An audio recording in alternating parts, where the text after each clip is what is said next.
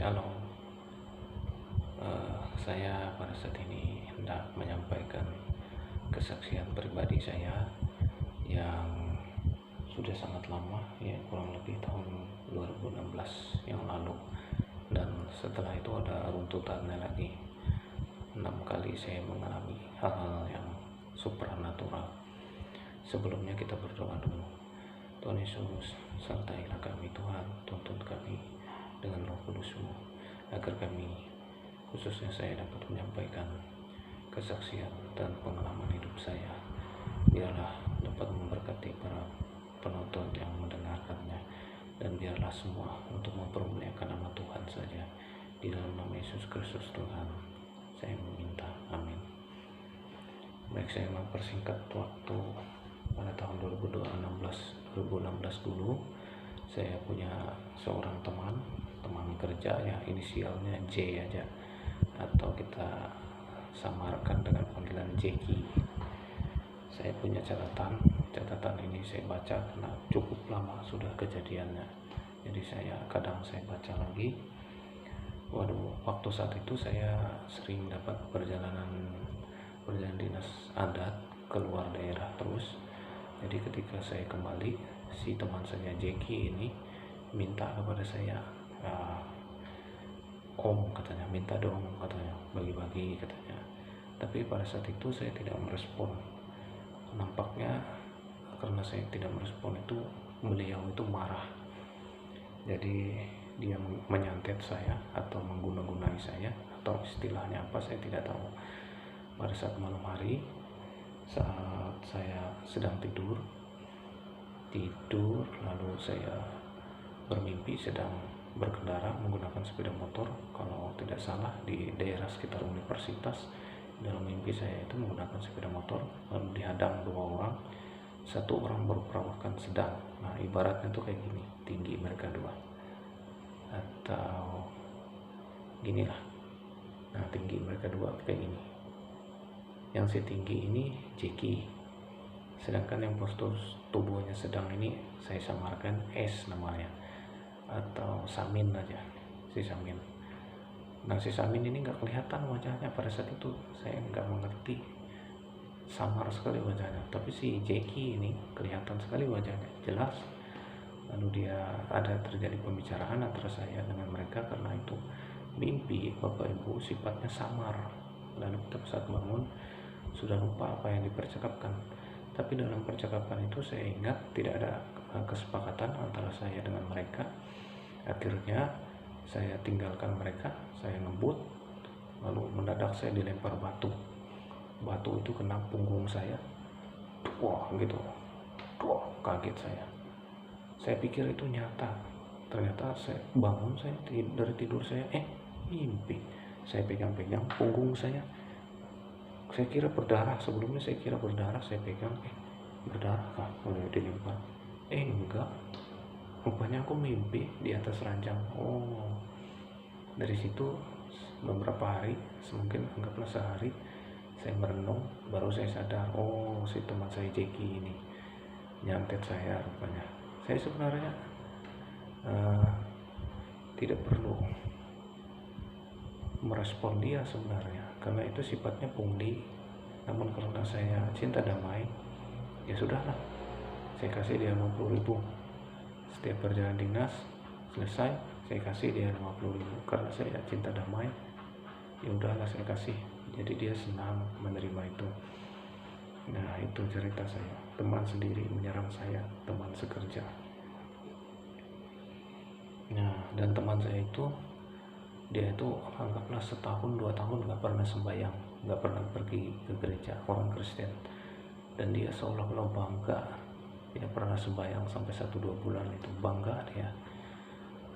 Dan cuma datang tuh pada saat Natalan aja baru ke gereja, bangga dia. Dan sempat beberapa waktu dia itu belajar ilmu hitam, belajar ilmu kebal dengan si Samin ini, teman sekerja juga, si Samin ini. Nah, akhirnya si Samin ini setelah beberapa lama di anggaplah di 2018, 2 tahun kemudian dia meninggal pun saya anggap itu dengan cara yang tragis, karena mungkin dia tidak berubah. Tuhan sudah bermurah hati kepada dia, memberi dia kesempatan sampai 2 tahun. Tuhan bersabar menanti dia. Dari keluarganya, terakhir saya datang ke tempat keluarganya menanyakan kenapa dia meninggal. Katanya dia pulang mancing saat subuh, mungkin di tempat situ ada acara kematian juga, orang meninggal, mungkin dia sempat minum sedikit, saya tidak tahu. Setelah itu dia pulang ke rumah, batuk-batuk terus dia di rumah, ini menahan sakit di dadanya. Jadi prediksi keluarganya pada saat itu jantungan. Saya tanya apa sempat dia ikut perjamuan kudus, tidak sempat, langsung meninggal di rumah itu, mati. Entahkah dia mati diracun atau tidak. Nah itu jadi tanda tanya bagi keluarga itu juga. Kasihan teman saya ini, dia kalau saya melihat dari kronologi kehidupannya, dia nggak sempat bertobat. Dia sudah lama tidak pernah ikut Tuhan. Saya nasihati dia tidak sulit masuk sudah, mana dia belajar ilmu lagi, ilmu kebal segala. Akhirnya meninggal dengan cara tragis. Itu kejadian di tahun 2016. Selanjutnya di tahun kurang lebih di November 2017, si Samin teman saya ini kan lagi WhatsAppan sama saya nih, WA.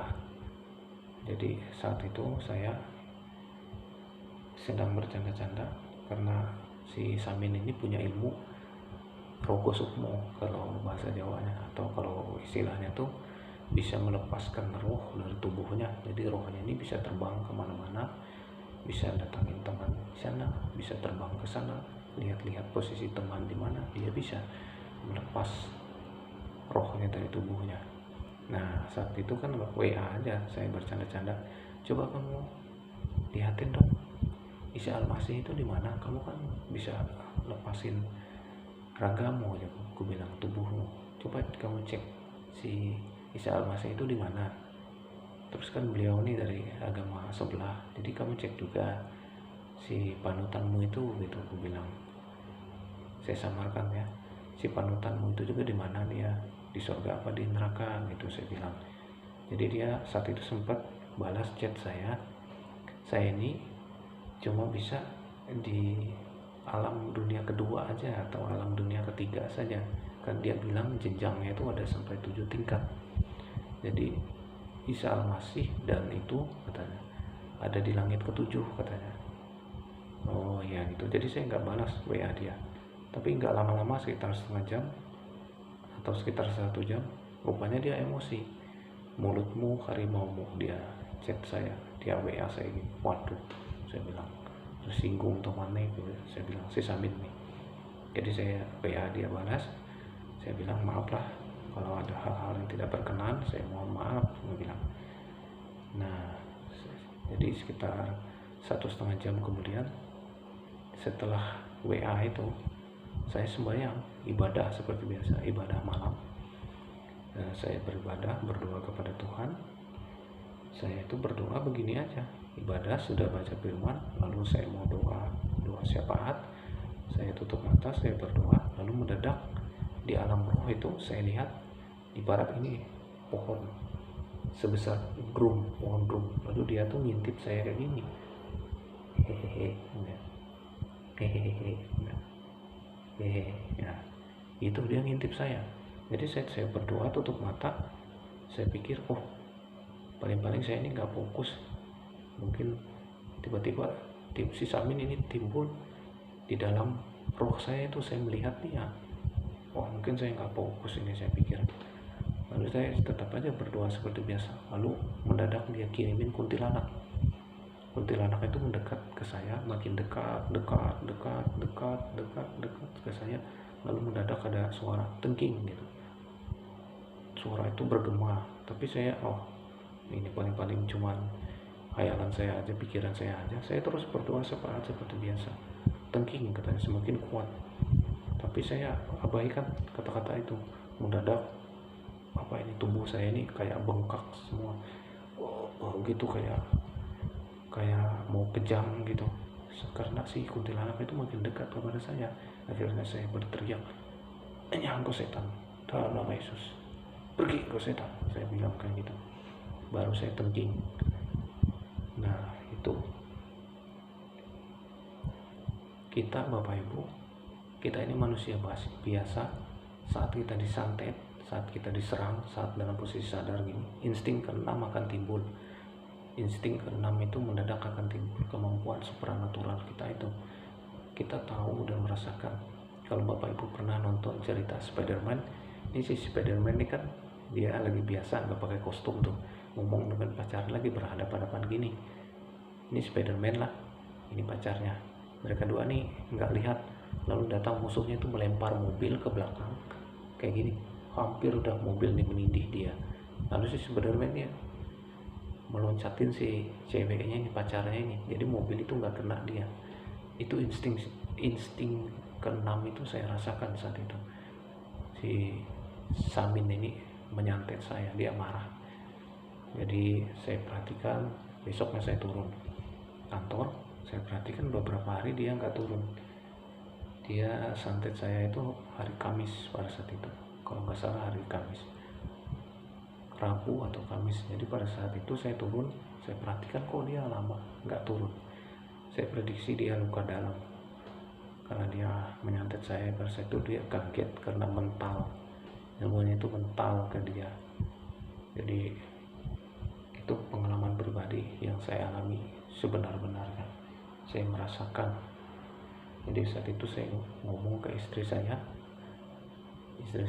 saat itu Rensi Tati, saya ngomong ke dia, "Gimana nih?" Aku tanya nggak ke temanku, aku ceritain kayak gini seperti saya ceritakan ke Bapak Ibu, kamu mendadak kamu timbul ke aku kayak gitu. Jadi bilang istriku, "Jangan, nggak usah kamu tanya, nggak usah aja, nanti kalian malah ribut, malah kelahi," katanya. Jadi saya pendam itu cerita sampai sekarang, sampai dia ini sudah meninggal November 2020.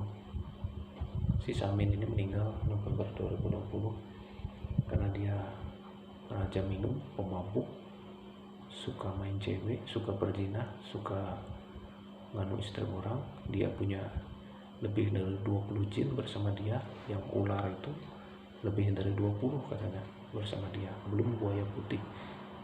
Nah, buaya putih sama dia, makanya dia punya ilmu kebal.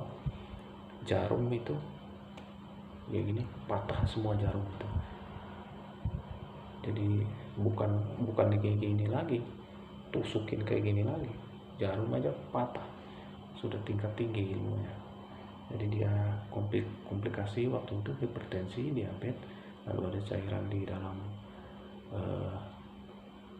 lambung, di dalam paru-paru ini masuk.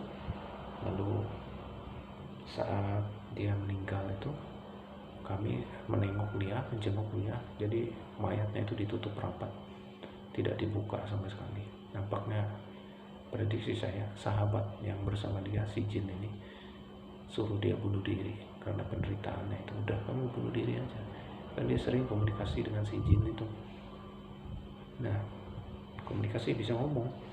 Bahkan sebelum waktu itu dia pernah nawarin saya, "Mau nggak kamu lihat teman yang bersama saya ini, ularnya itu ya sebesar pohon kelapa, jinnya itu." Lalu saya bilang, "Ngapain saya lihat-lihat yang nggak nyata kayak gitu, untuk apa melihat-lihat alam rohnya gitu, ya, saya yang penting hidup nyata aja, melihat yang nyata aja," kayak gitu saya bilang. Saya diam saat itu, tapi saya bilangnya baik-baik dengan sopan. Maklumlah kalau kita ngomong kasar sama orang berilmu, siap-siap ditabok, siap-siap dihajar, kalau ditantang lagi. Makanya kita tetap ngomong sopan. Saya ditawari ilmu kebal 3 kali sama dia. Pertama dia ngomong langsung, karena cukup lama sudah. Kedua dia SMS-in lagi, saya tolak halus-halus. Ketiga dia SMS-in lagi, saya tolak halus-halus. Enggak usah ilmu segala, ilmu kebal. Terus ada saya ngomong-ngomong, ngobrol-ngobrol ke dia, kalau nanti saya punya ilmu kebal pasti saya arukan, saya sok-sokan, cari-cari gara-gara. Ya betul nggak, saya bilang ke dia kan. Nah, kayak sepupu sampean kan suka cari gara-gara, suka bikin onar. Saya bilang iya betul juga sih, dia bilang kayak gitu, dia bilang betul juga. Nah ini saya berapa kali sudah dikerjai orang-orang yang berilmu tinggi ini, tapi karena kasih Tuhan saja saya bisa melewati.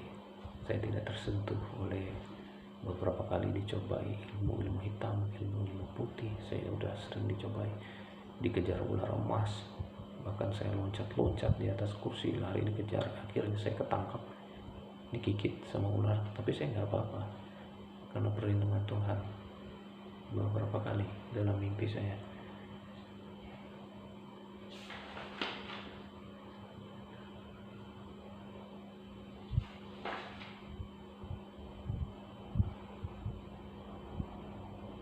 Nah di 11 Juni 2021 juga saya berdoa, tidur seperti biasa.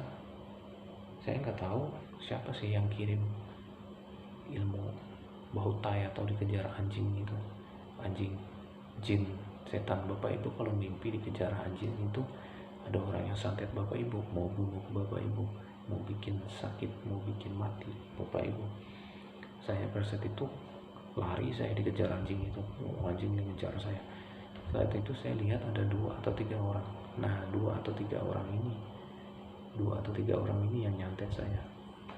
Orangnya dari agama sebelah, bukan Kristen Protestan, dari agama sebelah kayaknya. Saya menduga. Dan saya panjat kayu, pada saat itu kayu. Ini anjingnya di bawah, anjingnya kan nggak bisa manjat. Saya panjat kayu, kayak seperti tiang gawang itu, tiang gawang sepak bola itu. Saya panjat, saya tunggu di atas itu. Lama saya tunggu di atas itu. Anjingnya nunggu juga di bawah. Lama, kira-kira mungkin setengah jam atau 1 jam mungkin. Mimpi itu berjalan terus. Setengah jam atau 1 jam si setan dalam wujud anjing ini nungguin saya. Nggak lama-lama patah itu kayu. Lalu anjing ini ngejar saya lagi. Gitu dia. Sampai ngeluarin giginya, sampai taringnya ini kelihatan. Taring giginya itu mau gigit saya. Lalu saya ambil kayu patahan itu tadi, saya catok dia, saya pukul dia, saya hajar dia, lalu dia terpojok.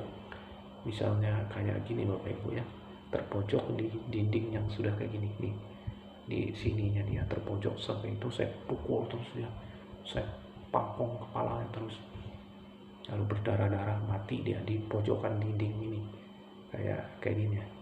Nah segitiga dinding ini di pojokan sini dia udah terpojok. Saya pangkong dia, saya pukul anjing itu sampai mati, sampai berdarah-darah, pecah kepalanya. Saya amati dia mati sudah anjing itu. Baru saya sadar bahwa kayu yang saya pegang ini berwujud salib. Wah, ternyata salib yang saya pegang ini untuk pukul anjing ini sampai mati. Akhirnya saya terbangun dari tidur saya. Saat itu saya lihat jam, jadi pada saat itu sudah jam 4.30 subuh saya bangun. Lama bapak ibu, kira-kira mereka menyantet saya itu jam 3 subuh mereka santet. Jadi anjing itu nunggu saya jam 4.30 baru saya bangun. Jadi 1,5 jam kuasa iblis itu mau membunuh saya, nggak bisa, karena Tuhanku adalah Tuhan yang nyata, yaitu Tuhan Yesus Kristus. Itu kesaksian pribadi saya.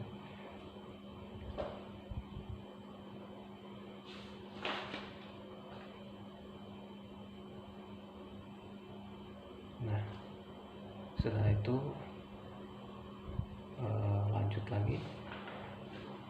lanjut saya diserang lagi. Saya ada bicara sama keluarganya istri saya, Rensi Tati, tentang masalah saham itu. Hati-hati loh, masalah saham itu yang kamu ikutin itu nggak terdaftar di OJK, Otoritas Jasa Keuangan. Saya bilang, saya ngomong di Facebook dia. Kejadiannya hari Kamis, Rabu siang saya komentarin. Nah subuhnya jam 2:05 saya diserang rupanya keluarga istri saya ini tersinggung. Dia orang Hindu Garingan. Mohon maaf, ini kesaksian pribadi saya dan memang benar, saya tidak menyebutkan namanya, yaitu dia. Lalu saya diserang mendadak. Saya mimpi saya itu berada di ruangan yang sangat remang-remang, agak gelap, dan tidak tahu pintu keluarnya. Saya nggak tahu pintu keluarnya mana. Mendadak mendengar orang berbahasa Dayak Ngaju, leha, iya itu dia tiru-tiru. Lalu karena saya itu, mungkin roh saya ini tidak tidur, karena roh saya adalah roh milik Tuhan, nggak tidur-tidur. Mereka cari celah untuk hajar saya, tempeleng saya dengan ilmu mereka, mau menyakiti saya, tapi saya nggak tidur-tidur di alam roh saya. Lalu mereka serang saya. Lalu balon merah itu membesar, menghimpit saya, kayak menekan saya gitu. Saya itu kayak ditekan kayak gini sama balon merah ini, saya ditekan gitu. Lalu mendadak di sini ada yang gigit saya di leher kananku. Nah, ini leher kananku yang diserang di sini, kayak digigit, kayak dicubit, atau kayak diserang ular gitu. Tapi nggak bisa, kayak mereka tuh megang tuh kayak ada kaca gitu. Nah Bapak Ibu, kayak kita mau ambil ikan, ada kaca gitu, nggak bisa. Jadi mereka tuh mau bunuh saya, mau bikin saya sakit. Ini saya diserang di leher saya ini, kayak digigit, kayak diserang ular atau apa gitu, kayak dicubit. Nggak bisa mereka nyubitnya. Udah kerasa, saya waktu tidur itu kerasa kayak gini, kayak ada yang megang. Tapi nggak apa-apa, saya nggak apa-apa, nggak ada muntah darah, nggak ada sakit, nggak ada apa-apa.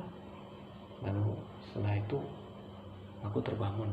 Aku waktu ditindih oleh balon merah itu, aku tepuk balon merah kayak gini. Wah, aku tepuk sesak, kayak bisa sakit, kayak mau dibunuh saya. Nggak bisa juga mereka. Nah itu dia, kayaknya mereka penasaran tuh. Lanjut lagi saya diserang lagi. Mereka masih penasaran dengan saya. Selasa subuh ada 2 orang wanita, saya berhadapan-hadapan langsung sama mereka. Ini satu wanita ini kayaknya si dukunnya, perempuan ini. Lalu si satu wanita ini mau sama saya. Dia itu kayak mau bersetubuh dengan saya, tapi dia ini di belakang si cewek ini. Jadi saat itu saya baca ya, mau bercinta dengan saya. Nah, si wanita iblis ini cantik, saya lihat saat itu di alam roh saya dalam mimpi, mau bercinta dengan saya. Tapi saya sebut terus, darah Yesus, darah Yesus, darah Yesus, darah Yesus, darah Yesus. Saya bilang begitu terus. Lalu si cewek yang satu ini, yang manusia ini, satu manusia mungkin yang ngirim santet ke saya itu, dilarangnya jangan sebutin itu, nama itu jangan kamu sebutin katanya. Tapi saya nggak mau dengar dia. Saya sebutin terus, darah Yesus, darah Yesus, darah Yesus, darah Yesus, saya bilang gitu. Mendadak saya pegangan nih sama si cewek yang satu yang cantik luar biasa itu, pegangan kayak gini. Saya pegangan kayak gini, darah Yesus, darah Yesus. Kayak duel Bapak Ibu, duel. Ini sudah duel kekuatan nih saya sama dia. Dia itu mau bercinta dengan saya, mau bersetubuh dengan saya, si wanita iblis ini. Darah Yesus, darah Yesus. Jadi si perempuan cantik yang iblis ini kayak berontak begini. Wah, kayak gini. Dia berontak mau melepasin dari tangan saya nggak lepasin. Saya genggam tangannya itu kuat-kuat. Saya duel sama dia. Iya, kesakitan, kalah. Nah, saya terbangun saat itu. Saya itu duel sama dia, ini berhadapan gini saya sama perempuan cantik itu. Ternyata dia setan. Oh, saudara Yesus. Nanti samarannya itu terbuka. Ternyata dia setan. Dia lihat cantik. Wah, itu ya. Saya mengalami banyak kasus. Jadi kuasa jahat itu nggak bisa menyentuh anak Tuhan, khususnya saya. Saya ini sudah sering dicobai. Beberapa kali disantet, dikasih ilmu hitam, ilmu putih. Nggak mempan sampai orang Kristen. Makanya dukun-dukun yang bertobat pun bilang orang Kristen yang sungguh-sungguh kepada Tuhan, percaya kepada Tuhan Yesus, tidak akan kebal disantet. Saya sudah buktikan beberapa kali saya disantet. Nah, setelah itu di kasus 16 Desember 2021 lagi ada koran tabingan tuh di Facebook, kayak ada berita headline TBBR dilaporkan ke MADN. Nah, di situ saya ada komen. Saya kan komen tuh baik-baik aja, maksudnya tuh nggak ada maksud apa-apa. Saya komen tuh begini ya, saya catat: pertunjukan kebal senjata dalam kurung kekerasan dan mengandung unsur mistis itu banyak orang lain tidak suka dari mereka, serta bertentangan dengan iman kami, juga bertolak belakang dengan norma sopan santun dan kesusilaan di masyarakat Dayak Kalteng yang toleransi beragamanya masih tinggi dalam kurung falsafah rumah bintang. Saya komen gitu 17 Desember 2021, setengah 1 malam saya diserang mendadak ada laki-laki. Saya ini baring nih di spring bed saya, lalu mendadak orang berdiri di samping saya. Dia pakai bahasa Dayak ngomong ke saya. Dia udah mau nampar saya juga. Ini kau nampar kau kare. Wah, dia ngancam saya sudah. Dari saya pada saat alam roh saya juga itu, roh saya ini marah juga, emosi juga roh saya. Buktikan, saya bilang. Lalu ditamparnya saya bangun, saya nggak bisa, dia nampar saya mental. Jadi saya ini berapa kali mental, karena Tuhan Yesus itu tinggal di dalam diri saya. Kalau Bapak Ibu sering kesurupan, sering kemasukan setan, itu setannya di dalam diri Bapak Ibu. Makanya Bapak Ibu lemah bulu istilahnya. Kalau saya ini otot kawat tulang baja istilahnya, karena Tuhan Yesus diam di dalam diri saya. Saya ini bait Allah, saya ini rumah Allah, saya ini rumahnya Tuhan Yesus, gerejanya Tuhan Yesus di dalam diri saya. Makanya saya tidak bisa disentuh. Orang mau pakai magic tingkat tinggi kah, mau tingkat apa kah, gak bisa. Ini kisah nyata, saya benar-benar kisah nyata, tidak mengada-ngada. Dan kemuliaan biarlah untuk nama Tuhan, bukan untuk saya. Tuhan Yesus saja yang makin dimuliakan. Nah, demikian Bapak Ibu kesaksian saya. Selebih-selebihnya juga banyak. Saya kadang-kadang diserang-serang juga. Mana ada lagi orang yang mengajak saya duel saat itu, tapi karena entah kenapa dia nggak jadi ngajak saya duel. Pernah saya dalam mimpi saya juga, malah dia ngomong setelah itu mulai menurun omongannya, kayak slow gitu. Pertama dia emosi sama saya bilang, saya ladeni juga dia dalam mimpi saya. Setelah itu saya bangun, wah si dukunnya nggak berani sama saya. Dia sudah mengukur kekuatan saya, makanya dia nggak berani ngajak saya duel, takut dia luka dalam, mau hajar saya luka dalam, dia kembali ke dia, makanya nggak berani si orang itu saya ngalamin benar. Terima kasih Bapak Ibu, demikian kesaksian saya di tanah Dayak. Saya mengalami semua ilmu-ilmu, saya tetap bertahan sampai sekarang di umur 40 tahun ini, semua karena kasih-Nya Tuhan Yesus. Kiranya Tuhan Yesus memberkati Bapak Ibu. Percayalah kepada Tuhan Yesus sampai akhir hayat Bapak Ibu. Setialah seperti Raja Daud, seperti Raja Hizkia, seperti Raja Yosia. Setialah kepada Tuhan Yesus sampai akhir. Tuhan Yesus memberkati kita semua. Shalom.